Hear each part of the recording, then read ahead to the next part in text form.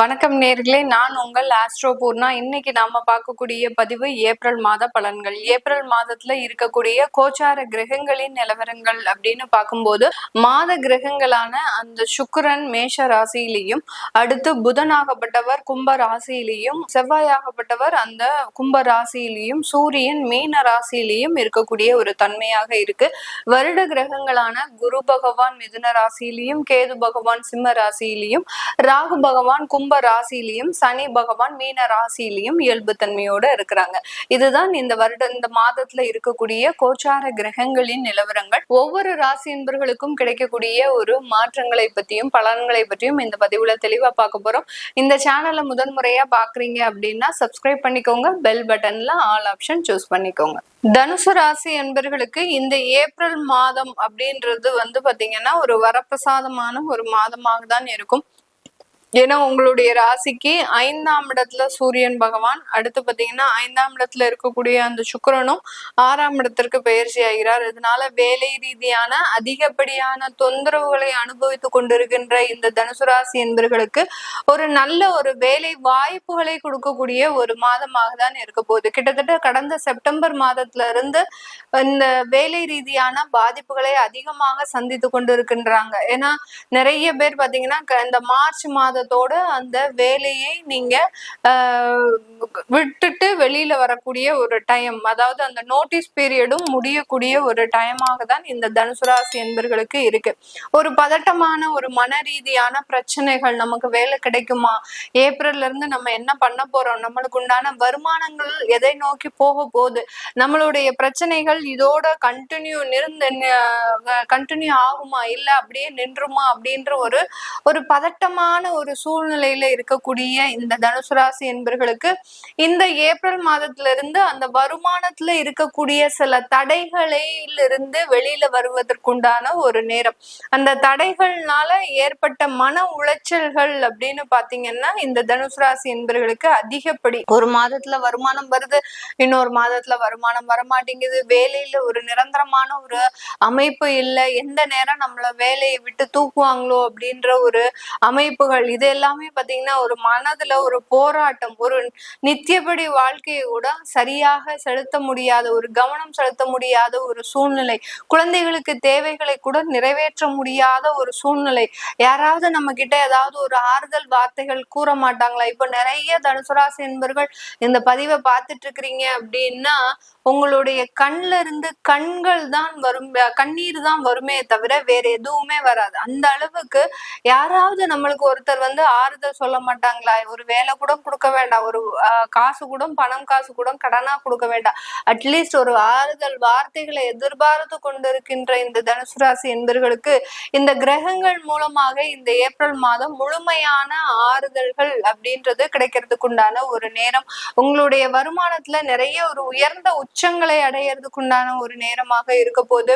குழந்தைகள் உங்களுக்கு பாரம் இல்லாமல் அந்த மாதிரியான சில மெரிட் சம்பந்தப்பட்ட சில சலுகைகளை எல்லாம் பெறுவதற்குண்டான ஒரு நேரம். குழந்தைகள் அவங்களுடைய பள்ளிகள்ல நிறைய ஒரு வளர்ச்சிகளையும் அடைவதற்குண்டான ஒரு நேரமாக இருக்க போது இந்த தனுசு ராசி என்பர்களுக்கு. கேட்கவே சந்தோஷமா இருக்கு மேடம், இதெல்லாம் நடந்த ரொம்ப மிகவும் மகிழ்ச்சி அடையக்கூடியவர்கள் நாங்களாக தான் இருப்போம் அப்படின்ற மாதிரியாக ஒரு ஏக்கத்துல இருக்கிறீங்க. 100% இந்த தனுசு ராசி என்பர்களுக்கு இது முழுமையாக நடக்கக்கூடிய ஒரு நேரமாக இருக்க போது. அடுத்து 5ஆம் இடத்துல அந்த சூரியன் உச்சம் பெற்று வர்றாரு. இதனால அந்த தந்தை வழி உறவுகள் மூலமாக, அடுத்து பாத்தீங்கன்னா தந்தை வழி முன்னோர்கள் மூலமாக இருக்கக்கூடிய ஒரு ஆசீர்வாதங்களும் ஒரு தெய்வ பலங்களும் உங்களுக்கு கிடைக்கிறதுக்கு உண்டான ஒரு நேரம். நிறைய தனுசு ராசி என்பர்கள் இந்த ஏப்ரல் மாதம் வேலை கிடைக்கல அப்படின்னா நம்மளுடைய வாழ்க்கையை முடிஞ்சு போயிடும் அப்படின்ற மாதிரியாக ஒரு மனநிலையில இருப்பாங்க.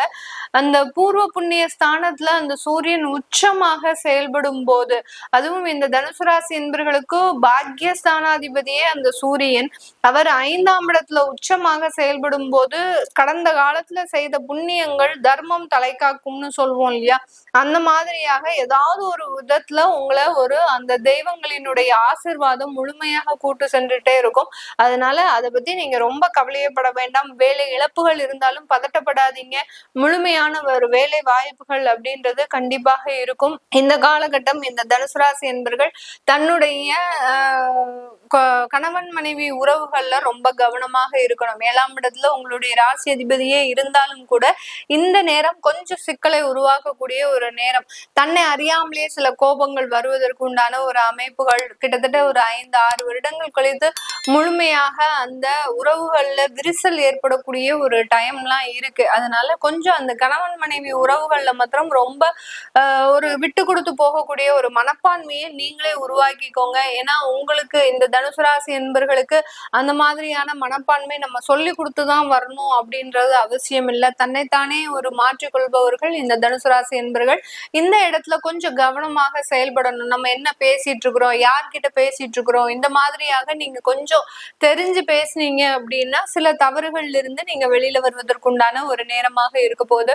தனுசு ராசி பெண்கள் ஒரு வேலை இடமாற்றத்தை அனுபவிப்பதற்குண்டான ஒரு மாதமாக இருக்கும். இதனால் வரைக்கும் இருந்த வேலையில நிறைய ஒரு தொல்லைகள் இருந்தாலும் அதை நீங்க சமாளிச்சு வெளியில வந்து ஒரு உயர் பதவிகளோடு தான் அந்த வேலையில இருக்கிறீங்க.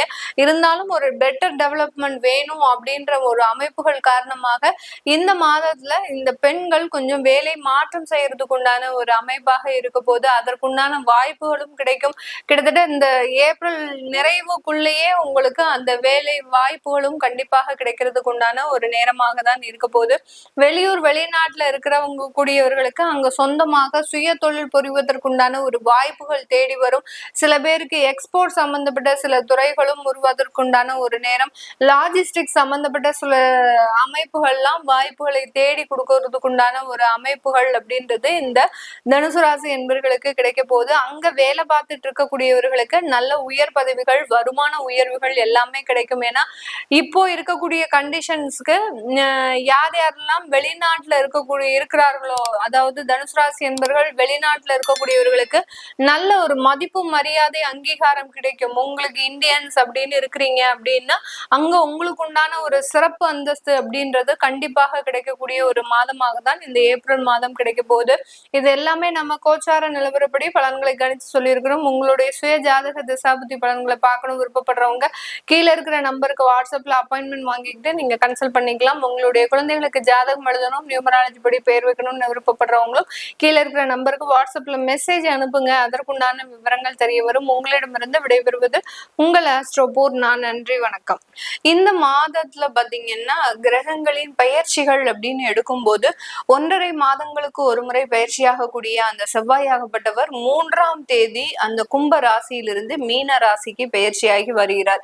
இந்த கும்ப ராசியில இருக்கக்கூடிய ஒரு தருணங்கள் தான் அதிகப்படியான உலகெங்கும் இருக்கக்கூடிய சில இடங்கள்ல நிறைய ஒரு போர் சம்பந்தப்பட்ட சில பிரச்சனைகளும் அதிகப்படியான உயிரிழப்புகளும் ஏற்படக்கூடிய ஒரு தருணமாக இருக்கு.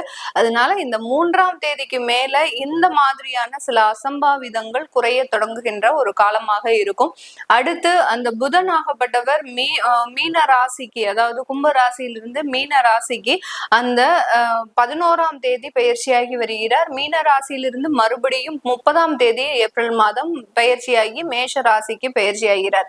அடுத்து இந்த மாத கிரகங்கள்ல அந்த சூரியன் ஆகப்பட்டவர் அப்படின்னு சொல்லக்கூடிய அந்த மாத கிரகம், அந்த சூரியன் மேஷ ராசிக்கு உச்சம் பெற போறார். இந்த மாதத்துலதான், சித்திரை மாதத்துலதான் அந்த மேஷ ராசியில சூரியன் உச்சம் அடைகிறதுனால இந்த காலகட்டம் மிகவும் ஒரு அற்புதம் வாய்ந்த ஒரு காலகட்டமாக இருக்கும். நிறைய வருமான தடைகள்லாம் நீங்குவதற்கு உண்டான ஒரு தருணமாக இருக்க போகுது.